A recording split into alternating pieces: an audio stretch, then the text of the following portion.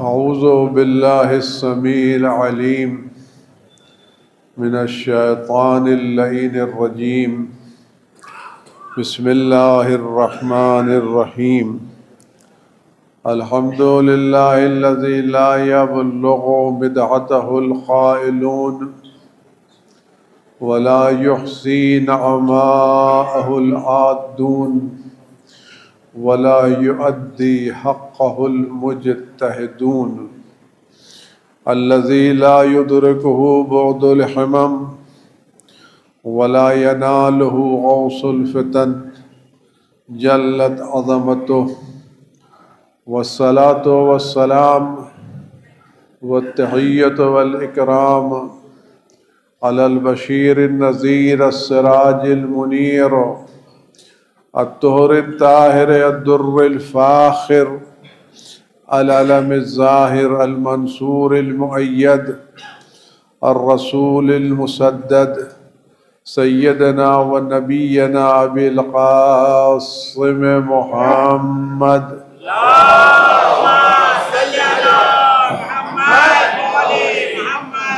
وآله الطيبين الطاهرين المعصومين المظلومين الذين أذهب الله عنهم الرجس وطهرهم تطهيرا.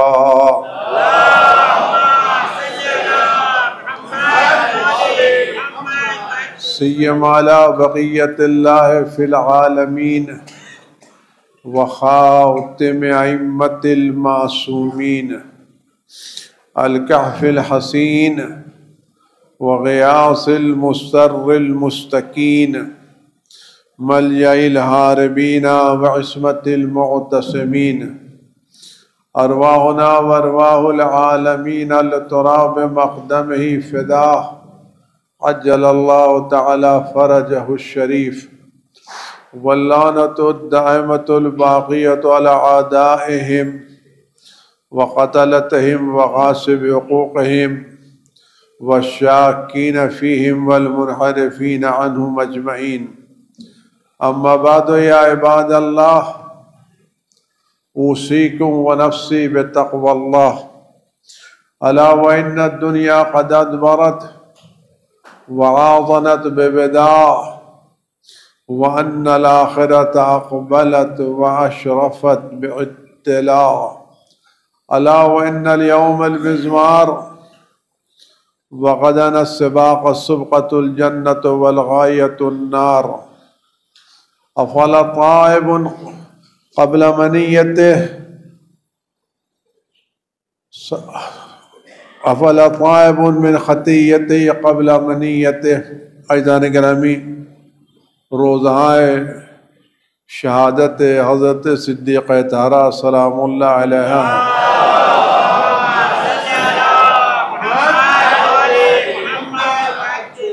وہ تمام حضرات جو ان دنوں میں صدیقہ طاہرہ سلام اللہ کی شہادت کی مناسبت سے مجلس برپا کر رہے ہیں، عزاری کر رہے ہیں، یا ان کے سلسلے میں کوئی بھی خدمتیں انجام دینے، خدا ان سب کی خدمتوں کو، مجلسوں کا عزاری کو قبول فرمائے اور اس کا اجر جناب صدیقہ طاہرہ کی شفاعت اور ان کی زیارت نصیب فرمائے اور ان کے دشمنوں کو نیست و نابود و ذلیل و خوار فرمائے.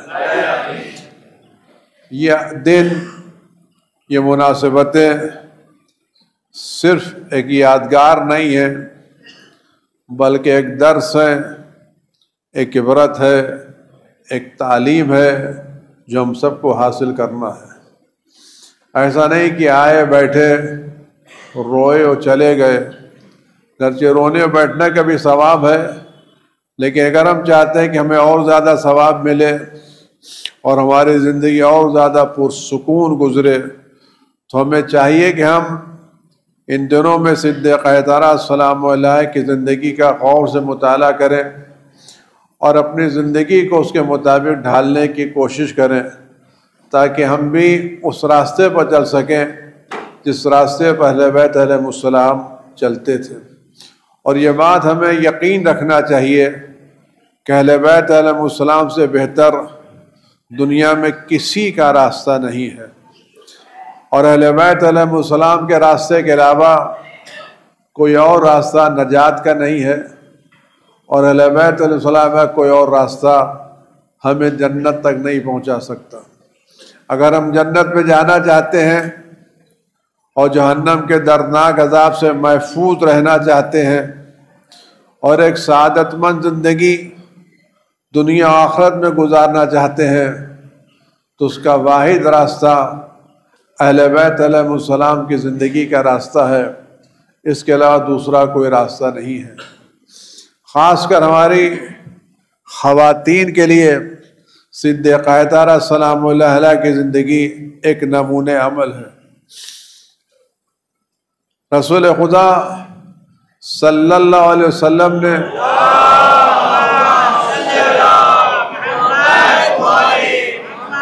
اپنے اصحاب سے دریافت فرمایا کہ عورت کے لیے سب سے بہتر چیز کیا ہے؟ عورت کے لیے سب سے بہتر چیز کیا ہے؟ تو کوئی جواب نہیں دے سکتا۔ مولا کائنات حضرت علی ابن ابی طالب علیہ الصلوۃ والسلام گھر تشریف لائے اور صدیقہ طاہرہ سلام اللہ کے سامنے سوال دہرایا کہ عورت کے لیے سب سے بہترین چیز کیا ہے؟ صدیقہ طاہرہ نے فرمایا عورت کے لیے سب سے بہترین چیز یہ ہے کہ اس کی نظر نامحرم پر نہ پڑے اور کوئی نامحرم اس کو نہ دیکھے۔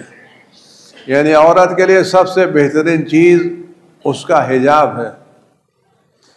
یہ حجاب صدیقہ طاہرہ کو پسند ہے، لیکن کیا بے حجابی ان کو پسند ہے؟ حجاب یعنی پوری طرح سے اپنے کو ڈھانپ لینا۔ حجاب کا مقصد عورت کچھ اس طرح سے اپنے کو ڈھانپے کہ اس کا بدن نامحرم کے سامنے ظاہر نہ ہونے پائے، اس کے بدن کی چیزیں دوسروں کو اس کی طرف متوجہ نہ کریں۔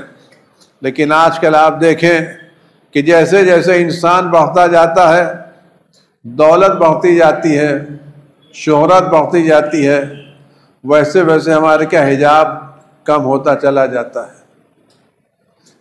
خالی حجاب کیا ہے؟ اذان ہو رہی ہے تو سر پر پلو ڈال لیا۔ کیا صرف 2 منٹ کے لیے حجاب ہے کیا؟ کہیں گزرے تو ڈال لیا۔ حجاب ایک اسلامی چیز ہے، واجب ہے، ہماری پسند اور ناپسند کا مسئلہ نہیں ہے کہ ہمیں اچھا لگے تو ہم حجاب کریں اور ہمیں اچھا نہ لگے تو حجاب نہ کریں۔ یہ ہمارے پاس ایسا کوئی لائسنس نہیں ہے کہ اگر ہماری زندگی اس منزل تک پہنچ جائے تو ہم کو چھوٹ مل جاتی ہے۔ بہت جگہ چیزیں ہوتی ہیں کہ اگر آپ اس منزل پر پہنچ جائیں، فرض کہ آپ کا ایک کارڈ ہے، سلور کارڈ ہے، گولڈ کارڈ ہے، پلیٹینیم کارڈ ہے اور کوئی بڑا کارڈ ہے، تو اگر آپ کو بڑا کارڈ مل گیا تو آپ کو سہولتیں مل جاتی ہیں، چھوٹ مل جاتی ہے۔ اسلام کا مسئلہ یہ نہیں ہے۔ اسلام اللہ جتنا درجہ بڑھتا جاتا ہے اتنی توقعات بڑھتی جاتی ہیں۔ جتنا درجہ بڑھتا جاتا ہے اتنی توقعات بڑھتی جاتی ہیں۔ ہمارے کیا مسئلہ سوسائٹی کا کیا ہے کہ اگر ہم زیادہ بڑے ہو گئے، سرمایہ دار ہو گئے، سیٹ ہو گئے اور ہم جھوپڑ پٹی سے فلیٹ میں اور ویلے میں آ گئے تو جیسے سے ہمارا درجہ بڑھتا جاتا ہے ہمارا سر کھلتا چلا جاتا ہے، اور ہمارا یہ سر کھلنا ہمارے بڑے ہونے کی علامت ہے۔ سر کھلنا بڑے ہونے کی علامت ہے، واقعی کے اسلام میں بڑے ہونے کی علامت ہے۔ خدا فرمائے ان اکرمکم عند اللہ اتقاکم، تم اللہ کے نزدیک بزرگ وہ ہے جو سب سے زیادہ قوانین الہی کا خیال رکھے۔ قوانین الہی کا جتنا خیال رکھا جائے گا اتنا ہی خدا کے نزدیک آدمی محترم سے محترم تر ہوتا چلا جائے گا۔ ہمارے کیا مزاج کیا ہے میں نے دیکھا ہے، میں نام لینا نہیں چاہتا کہ حد کے مومن ہوتی ہے، لیکن افسوس ہوتا ہے ان گھرانوں پر اور ان لوگوں پر جو اپنے کو بظاہر مذہبی ظاہر کرتے ہیں، چہرے پر داڑھی ہے، پیشانی پر گٹا لگا ہوا ہے، ہاتھوں میں بڑی بڑی انگوٹھیاں پہنے ہوئے ہیں، سبحان اللہ الحمدللہ کی تسبیحیں پڑھ رہے ہیں، لیکن لڑکیاں بے پردہ گھوم رہی ہیں، ان کی محترمہ بے پردہ گھوم رہی ہیں۔ بہت زیادہ کیا ہوا، سر پر پلو ڈال لیا، کیا یہی حجاب ہے؟ اور یہ بات میں بارہا عرض کر چکا ہوں، اس طرح کے جو لوگ جو سوسائٹی میں مذہبی حیثیت رکھتے ہیں، جو لوگ سوسائٹی میں مذہبی حیثیت رکھتے ہیں اور ان کا چہرہ مذہبی حیثیت رکھتا ہے، ان کے گھر کی بے پردگی دوسروں کو بے پردگی پر آمادہ کرتی ہے۔ ان کی شادی میں کو گیدرنگ دوسروں کو آمادہ کرتی ہے، کیونکہ ان کا چہرہ مذہبی ہے، لوگ ان کو مذہب کے نام سے جانتے ہیں، وہ کسی مذہبی ادارے سے وابستہ ہیں، لیکن جب ان کے کیا شادی ہوتی ہے تو محرم نامحرم کا فرق مٹ جاتا ہے، حلال حرام کا فرق مل جاتا ہے، اور اس میں سب لوگ شرکت کے لیے جاتے ہیں، تو بقیہ لوگ سادہ لوگ سمجھتے ہیں کہ بڑے ہونے کا مطلب یہ ہے کہ قانون اسلام کی پابندی نہ کی جائے۔ یہ دوسروں کو بے پردگی پر آمادہ کرتے ہیں۔ اب نہیں معلوم ان کی یہ روش، خود تو گناہگار ہوتے ہی ہیں، جتنے لوگ ان کو دیکھ کے گناہ کریں گے، جب اس کا گناہ ان کے ذمہ آئے گا تو ان میں میدان قیامت میں برداشت کی کتنی طاقت ہوگی۔ ہم نمونے عمل ہیں، شادیوں میں، مجلسوں میں، آیا مجلسوں میں صرف فرش ادا با پردہ ضروری ہے، یہ جب سڑکوں پر لکھے تب بھی پردہ ضروری ہے؟ گھروں میں محرم اور نامحرم سے پردہ ضروری ہے؟ بلکہ کبھی کبھی تو ایسا بھی دیکھنے میں آیا ہے، اب آدمی اپنی آنکھیں تو پھوڑ نہیں لے گا کہ بڑے لوگ ہیں، شادیاں ہو رہی ہیں، جس کو دیکھیے گلے، ارے کہاں ہے؟ ارے بھائی محرم ہے بھائی، نامحرم ہے۔ محرم نامحرم سے ہاتھ ملا رہے ہیں، گلے لگا رہے ہیں۔ بھی آپ اپنی سگی لڑکی کو یا سگی بہن کو گلے لگا سکتے، ماموزاد بہن کو نہیں لگا سکتے، چچازاد بہن کو نہیں لگا سکتے، اپنے دوست کی لڑکی کو نہیں لگا سکتے، وہ نامحرم ہے آپ کے لیے۔ مسئلہ نیت کا نہیں، مسئلہ حکم خدا کی پابندی کا۔ ہاتھ میں چلے جا رہے ہیں، گلے لگ رہے ہیں، شادیوں میں ہی ہو رہا ہے۔ کیا واقعی جناب سیدہ کی سیرت یہی ہے؟ وہ کہتے ہیں جناب رسول خدا صلی اللہ علیہ وآلہ وسلم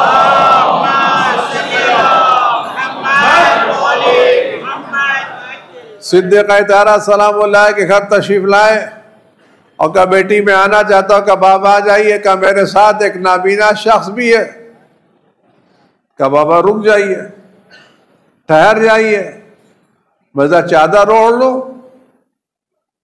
کہ بیٹی یہ تو نابینا ہے، یہ تم کو نہیں دیکھے گا۔ کہ نابینا ہے لیکن ناک تو ہے، میرے بدن کی خوشبو تو اس تک جائے گی، میں نہیں چاہتی میرے بدن کی خوشبو کسی نامحرم کے ناک میں جائے۔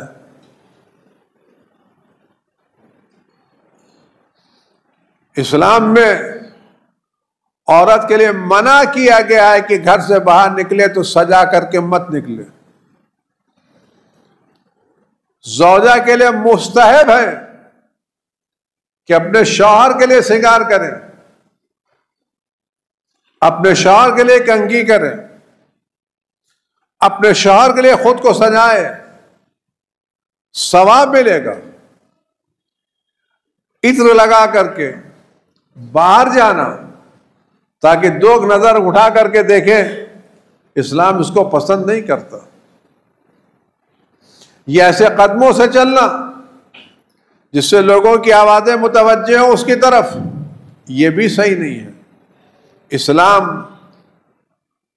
پردے کے اعتبار سے پابندی کا قائل نہیں ہے، حفاظت کی خاطر۔ آپ غور کریں،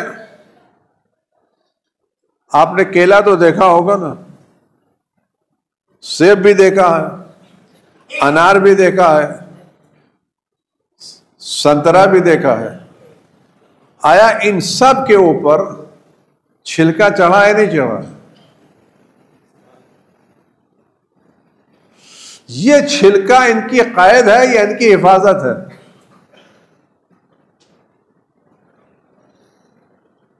یہ انار پر جو چھلکا چڑھا ہوا ہے یہ اس کی حفاظت کی خاطر ہے یا اس کے لیے قید ہے؟ کیلے پر جو چھلکا چڑھا ہوا ہے یہ اس کی حفاظت ہے یا اس کی قید ہے؟ اگر آپ انار پر سے چھلکے کو اتار لیجئے تو بیج سڑے گا نہیں سڑے گا؟ کیلے پر سے چھلکے کو اتار لیے تو سڑے گا نہیں سڑے گا؟ بدمزہ ہوگا نہیں ہوگا؟ اسلام عورت کو پردے میں رکھ کے ہر طرح کے گناہوں سے محفوظ رکھنا چاہتا ہے، اس کے تقدس کو برقرار رکھنا چاہتا ہے۔ ایک بزرگ کا قول ہے اور بڑا اچھا قول ہے، خانہ کعبہ کو بھی تو پڑھتا ہے، قرآن کریم بھی تو غلاف میں رکھا جاتا ہے۔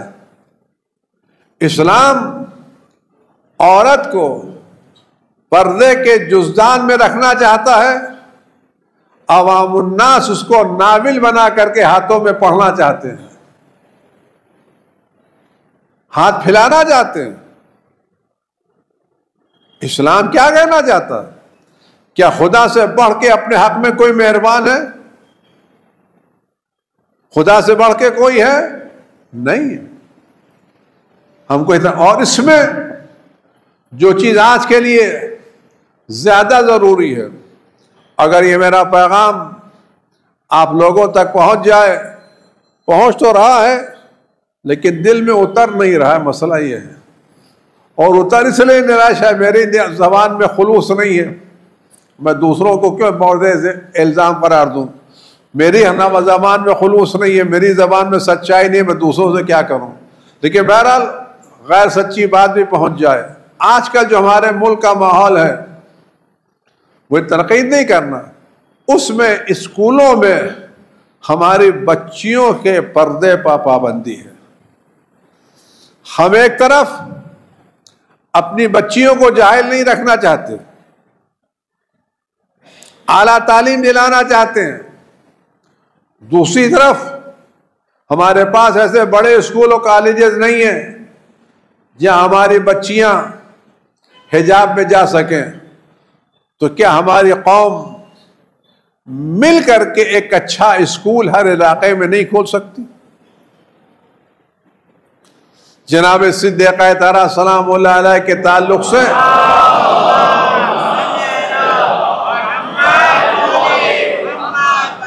ہر علاقوں میں مجلسیں ہو رہی ہیں، مجلسوں میں اور اضافہ ہو جائے، لیکن اگر یہی علاقے جن میں مجلسیں ہو رہی ہیں یہی لوگ اگر مل کر کے طے کریں اور جناب زہرا سلام اللہ علیہ توسل کریں تو آپ یقین جانیے یہ لوگ خود ایک اسکول بنا سکتے ہیں۔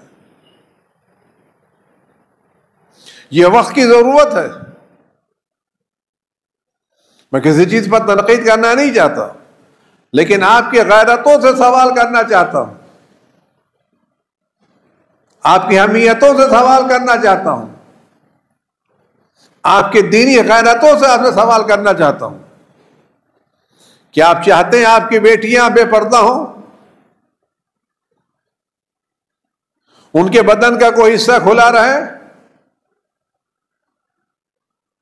کیونکہ بعض روایتیں ہیں جو حصہ کھلا رہے گا وہ کل جہنم کی آگ میں جلایا جائے گا۔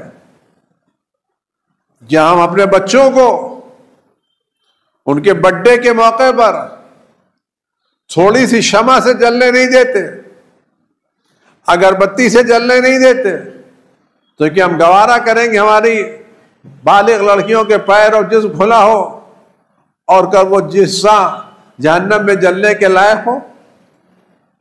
اگر ہم نہیں چاہتے تو ہماری ذمہ داری ہے، اس ذمہ داری میں آپ قدم اٹھائیں، علاقوں میں جائیں، اسکول کھولیں، کالج کھولیں، آپ غور کریں، کبھی اپنی حیثیتوں کو غور کریں، اپنی چیزوں کو دیکھیں کہ آج ہمارے پاس بمبئی میں کتنے اسکول ہیں اور دوسروں کے پاس کتنے اسکول ہیں۔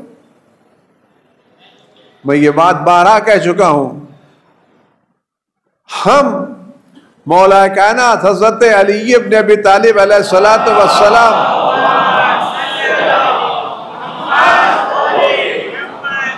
کے ماننے والے ہیں یا نہیں؟ علم کا دروازہ کون ہے؟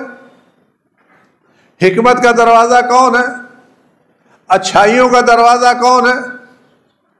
تو وہ لوگ جو اپنے کو علم کے دروازے سے وابستہ سمجھتے ہیں، کیا ان کے گھروں میں علم نہیں ہونا چاہیے؟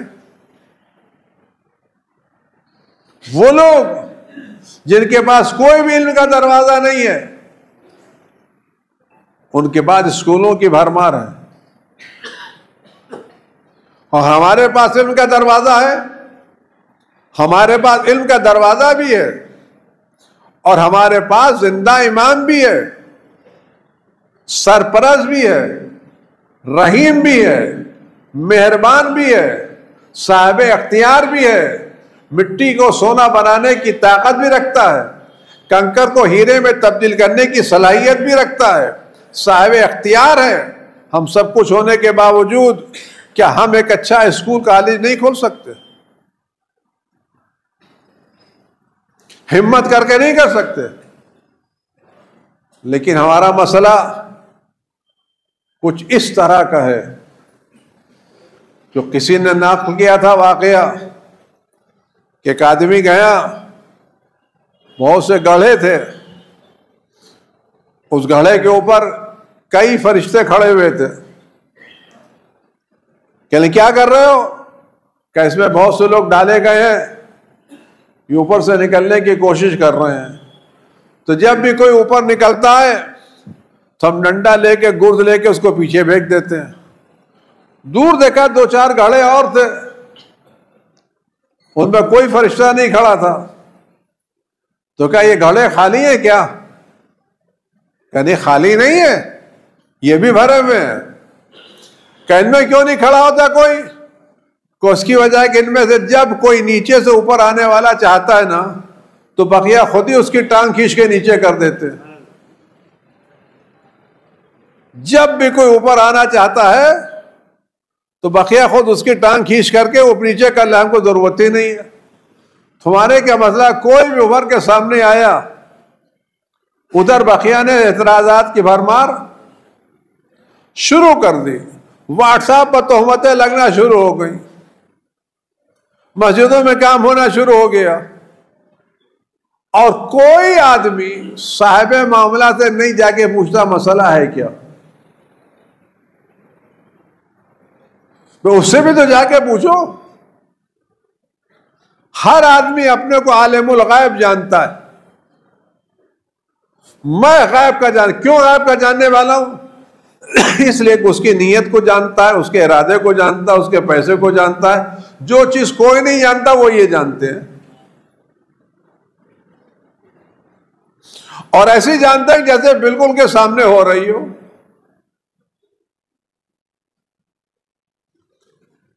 کوئی نہ کوئی تو آگے بڑھے کرے بھائی۔ تو اگر ہم صدیق طہرہ کی شہادت کے تعلق سے مجلسیں برپا کر رہے ہیں، تو ہماری ذمہ داری ہے اپنی بچیوں کے پردے کا انتظام کریں۔ نہیں کر سکتے، امکانات نہیں ہیں، تو گروہ بنا کر کے، وقت بنا کر کے سرکاری لوگوں کے پاس جائیں، اپنا احتجاج درج کریں، اپنی باتیں منوانے کی کوشش کریں، اپنی طاقت کا مظاہرہ کریں، اپنے دین کی حفاظت کریں۔ ورنہ یہ کام کل خراب ہو جائے گا. حساب ہونا چاہیے. حجاب ہمارے گھر میں ہونا چاہیے, وہ پراپر حجاب ہونا چاہیے. یہ بڑے ہونے کا مطلب بے حجابی نہیں ہے, خالی غریب پردہ کریں اور امیر پردہ نہ کریں. آج ہم جناب زینب پر کیوں گریا کرتے ہیں؟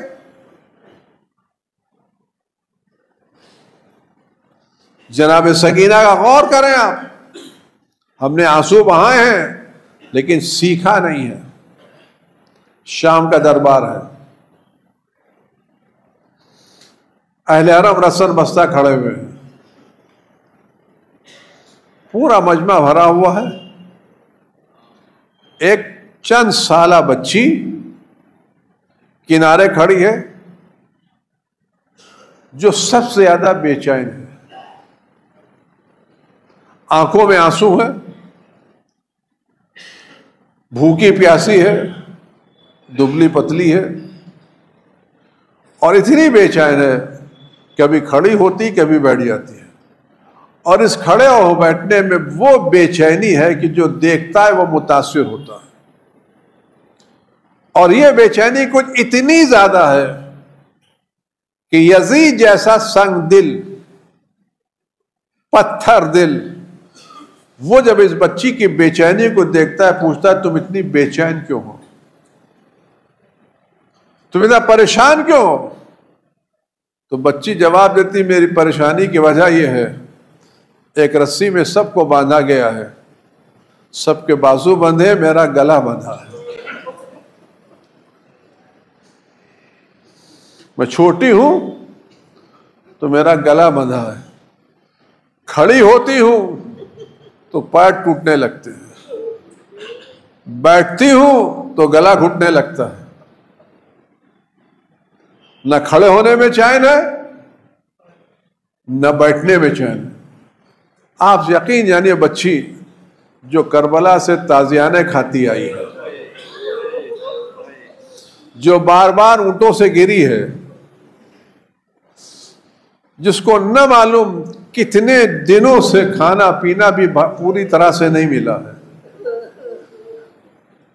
یہ یتیمہ بچی اتنی پریشان. یزید کہتا ہے اچھا جاؤ, ایک شامی سے کہتا ہے جاؤ اور اس بچی کا گلا کھول دو. بچی ابھی بالغ نہیں ہے, اس پر حلال حرام کا مسئلہ نہیں ہے, لیکن جیسے ہی ایک شامی آگے بڑھتا ہے کہ یزید میرا گلا بندھا رہے مجھے وہ گوارا ہے, لیکن ایک نامحرم کا ہاتھ میرے گلے پر لگے یہ گوارا نہیں. یزید میرا گلا بندھا رہے, گلا بندھے مطلب ہے یعنی میں تڑپتی رہوں, اٹھتی رہوں, بیٹھتی رہوں, بے چین رہوں, مجھے یہ گوارا ہے. لیکن ایک نامحرم کا ہاتھ کتنی دیر کے, تھوڑی دیر کے لیے گلا کھولنے کے لیے, وہ تھوڑی دیر کے لیے مجھے گوارا نہیں ہے. آپ غور کریں یہ پیغام ہے یا نہیں؟ اگر تجھے گلا کھلوانا ہے تو میرے بھائی سید سجاد سے کہہ وہ میرا گلا کھولے. آیا یہ پیغام ہے یا نہیں؟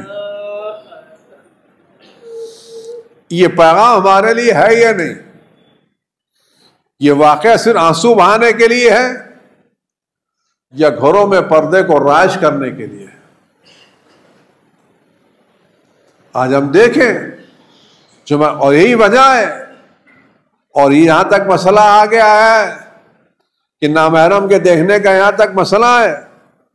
تو اگر آپ واٹس ایپ پر, فیس بک پر, سوشل میڈیا پر بھی کسی کو دیکھ رہے ہیں تو مشکل مسئلہ ہے.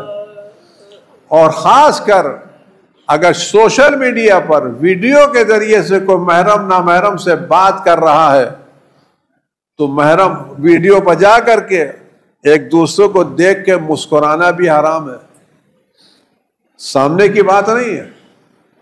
یہ ویڈیو کانفرنسنگ, یہ ویڈیو چیٹ نہ معلوم کتنے گھروں کو برباد کر دیا ہے. شادی شدہ عورت کے لیے کسی بھی نامحرم سے مسکرا کے بات کرنا اسلام نے جائز قرار نہیں دیا. قرآن پیغمبر کی بیویوں سے کہتا ہے وَلَا تَخْزَانَا فِي الْقَوْلِ، جب لوگ تم سے بات کرنے کے لیے آئیں تو گرچہ تم لوگ مومنین کی ماں ہو لیکن ان سے بات کرنے میں نرم لہجہ اختیار مت کرنا. کیوں؟ اگر تم نے نرم لہجہ اختیار کیا تو تمہارا نرم لہجہ ان کے دلوں میں شکوک و شبہات پیدا کر دے گا. نامحرموں سے بات کرنا حرام نہیں ہے، لیکن لہجے میں نرمی لانا، کچھ ایسے انداز سے بات کرنا کسی کے دل میں کوئی شبہات پیدا ہونے لگے، یا ویڈیو پر دیکھ کر کے نامحرم سے بات کرنا، شریعت نے حرام قرار دیا. اور یہی سوشل میڈیا ہمارے گھروں کو برباد کر رہا ہے. یہ حرام کام ہمارے گھروں کو، فیملیوں کو برباد کر رہا ہے. فیملیاں ٹوٹ رہی ہیں کہ میاں بیوی کو بات کرنے کی فرصت نہیں ہے تو شوہر الگ کسی سے ویڈیو پر بات کر رہا ہے، زوجہ الگ کسی سے ویڈیو پر بات کر رہی ہے. دونوں کے لیے حرام ہے. یہاں تک کہ اگر کوئی مرد اپنے آفس کی کسی لڑکی سے بات کر رہا ہے اور ضروری کام کر رہا ہے تو ٹھیک ہے، لیکن اگر اس کو اس لڑکی کی آواز اچھی لگ رہی ہے، اس اچھی لگنے کے لیے بات دو چار سوال غیر ضروری کر رہا ہے تو یہ سوال بڑھانا، بات بڑھانا بھی اسلام میں جائز نہیں ہے. آپ بات کرو، صلاح ہو گیا، بات ہو گئی، روکھے انداز میں. کیوں ایسا لہجہ اختیار کرو جس سے گھر برباد ہو جائے؟ انتظار کرو اس کا فون کب آئے گا. کیوں انتظار کرو؟ کوئی یہ کام کرو. محرم نامحرم کو دیکھ کے مسکرانا حرام ہے، آنکھوں سے پیغام دینا حرام ہے. آج ہم اس چیزوں کو ایڈوانسمنٹ سمجھتے ہیں، پڑھے لکھے ہونے کی علامت سمجھتے ہیں. اسلام نے حرام قرار دیا ہے. ہمیں صدیقہ طاہرہ کے تعلق سے ان باتوں کا خیال رکھنا چاہیے. اگر ہم نہیں رکھ سکتے تو آپ یقین جانیے دنیا کی کوئی طاقت ہم کو جہنم کے عذاب سے بچا نہیں سکتی. میں عذاب جہنم کی بات نہیں کر رہا ہوں، میں آپ کی عزت کی بات کر رہا ہوں. میں پھر وہ بات دہرا رہا ہوں، اگر آپ بے پردگی چاہتے ہیں تو ایک بات آپ بتا دیجئے کہ جنگل میں جو جانور ہوتے ہیں وہ بے پردہ ہوتے ہیں، پردے دار ہوتے ہیں. جانوروں میں پردہ نہیں ہوتا، انسانوں میں پردہ ہے نا. تو آپ کیا بن کے رہنا چاہتے ہیں، جنگل کے جانور یا انسان؟ لیکن خدا نے جنگل کے جو جانور بنائے نا، ان کو جیسا بنایا ان میں وہ کشش نہیں رکھی ہے جو ایک دوسرے میں رکھی ہے. اسلام میں پردہ وقار ہے، عزت ہے، حفاظت ہے، اہل بیت کی سیرت ہے. یہ آپ کی عظمتیں ہیں. اور آپ یقین جانیے اگر آپ کا سر کھلا رہے گا تو دوسرے کے سر پر عذاب نازل نہیں ہوگا. اگر آپ واٹس ایپ پر ویڈیو کالنگ کریں گے تو گھر آپ کا برباد ہوگا، دوسروں کا نہیں. کہ اپنے گھر کی خاطر، اپنے وقار کے خاطر، اپنی عزتوں کے خاطر اس چیز کو باقی رکھیے. اور جناب زہرا کی شہادت کے مناسبت سے ان کو یہ پیغام دیجئے، یادگار بنائیے خواتین کہ اب تک ہم پردہ نہیں کرتے تھے لیکن آج جناب زہرا کی شہادت کے تعلق سے پردے کا آغاز کر رہے ہیں تاکہ ایک چیز یادگار ہو سکے، ہم نے جناب زہرا کو پردے کا تحفہ دیا ہے. خدا ہم سب کو اسلامی تعلیمات پر مکمل طریقے سے عمل کرنے کی توفیق عنایت فرمائے اور ہمارے ذہنوں سے شیطانی شکوک و شبہات کو دور فرمائے، اور ہمارا معیار دولت نہیں بلکہ تقوی و پرہیزگاری قرار دے، اور قرار دے کہ ہم کس طرح سے تقوی و پرہیزگاری کے ساتھ کیسے، تاکہ ہم اپنے عمل سے اپنے امام وقت کو خوشنود کر سکیں، ان کی رضا حاصل کر سکیں، ان کی دعاؤں میں شامل ہو سکیں۔ اعوذ باللہ من الشیطان الرجیم، بسم اللہ الرحمن الرحیم، قل هو اللہ احد اللہ الصمد لم یلد ولم یولد ولم یکن له کفوا احد۔ اللهم صل على محمد وعلى محمد، اللهم صل على محمد وعلى محمد، اللهم صل على محمد وعلى محمد۔ اعوذ باللہ السمیع العلیم من الشیطان الرجیم، بسم اللہ الرحمن الرحیم، الحمد للہ رب العالمین، والصلاة والسلام علی اشرف الانبیاء والمرسلین، سیدنا و نبینا ابی القاسم محمد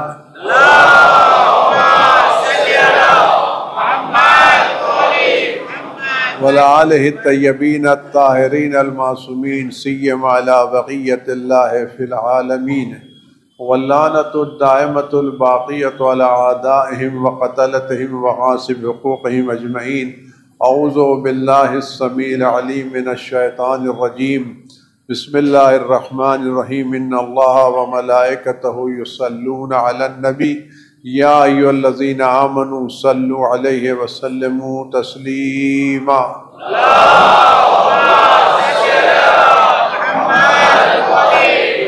اللہم صل علی سیدنا و نبینا و شفیع ذنوبنا و طبیب قلوبنا ابی القاسم محمد۔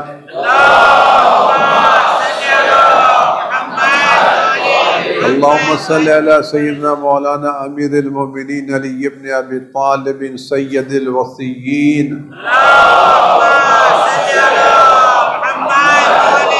اللہم صل علی سیدنا مولاتنا فاطمۃ الزہراء سیدۃ نساء العالمین۔ اللہم صل علی الحسن والحسین سید شباب اہل الجنت و امامی المسلمین۔ اللہم صل علی علی بن حسین زین العابدین و محمد بن علی الباقر و جعفر بن محمد الصادق ائمۃ المسلمین۔ اللہم صل علی موسیٰ بن جعفر الکاظم و علی بن موسیٰ رضا و محمد بن علی التقی الجواد ائمۃ المسلمین۔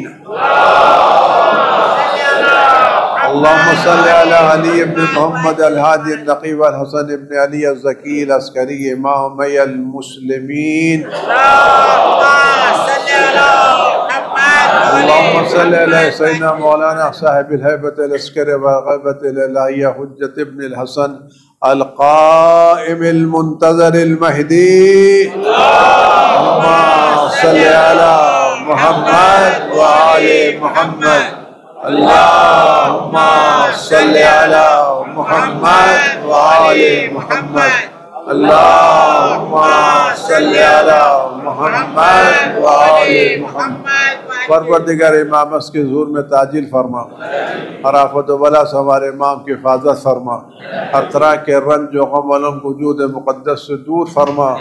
پروردگار ہم اہل بیت اتخاذ کا صدیق اطہرہ السلام علیہ کے نقش قدم پر چلنے کی توفیقات عنایت فرما، ہوائے خواتین کو جناب زہرا کے نقش قدم پر چلنے کی سعادت نصیب فرما، ہمارے گھروں کو تعلیمات اہل بیت سے منور فرما، ہمارے نوجوانوں کو دنیا کے بہترین نوجوانوں میں شمار فرما، پرورد قلب مقدس امام زمان ہم سے راضی و خوشنود فرما۔ اعوذ باللہ السمیع العلیم من الشیطان الرجیم، بسم اللہ الرحمن الرحیم، والعصر ان الانسان لفی خسر الا الذین آمنوا وعملوا الصالحات وتواصوا بالحق وتواصوا بالصبر۔